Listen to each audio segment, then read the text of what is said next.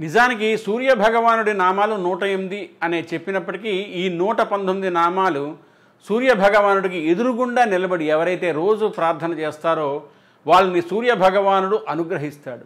మొట్టమొదట బ్రహ్మగారు ఇంద్రుడికి ఉపదేశం చేస్తే ఇంద్రుడు నారదుడికి ఉపదేశం చేశాడు. నారదుడు వసురాసుకి ఉపదేశం చేశాడు. వసురాసు ధౌమ్యుడికి ఉపదేశం చేశాడు. ఇప్పుడు ధౌమ్యుడు ధర్మరాజుకు ఉపదేశం చేస్తున్నాడు.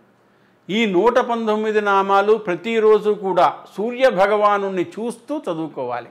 ఈ నామాలు ఎంతటి గొప్పవంటే ఎంతటి ధార్మిక కోరికలైనా సరే తీర్చేస్తాయి. ఈ నామములు ఏంటంటే సూర్యుడు, అరియముడు, భవుడు, త్వష్ట, పూష, అర్కుడు, సవిత, రవి, గభస్తిమంతుడు, అంజుడు, కాలుడు, మృత్యువు, ధాత, ప్రభాకరుడు, భూమి, జలము, అగ్ని, ఆకాశము, వాయువు, పరాయణుడు, సోముడు, బృహస్పతి, శుక్రుడు, బుధుడు, అంగారకుడు, ఇంద్రుడు, వివస్వంతుడు, దీప్తాంశువు, శుచి, శౌరి, శనీశ్వరుడు, బ్రహ్మ, విష్ణువు, రుద్రుడు, స్కందుడు, వరుణుడు, యముడు, వైద్యుతాగ్ని, జఠరాగ్ని, ఇంధనాగ్ని, తేజస్సులకు పతి, ధర్మధ్వజుడు, వేదకర్త, వేదాంగుడు, వేదవాహనుడు, కుతము, త్రేత, ద్వాపరము, కలి, సర్వమాలాశ్రయుడు, కళ, కాష్ఠ, పక్ష, ముహూర్త, యమ, క్షణ, సంవత్సరకర, అశ్వత్థ, కాలచక్ర, విభావసు, పురుష, శాశ్వత, యోగి, వ్యక్తావ్యక్త, సనాతన,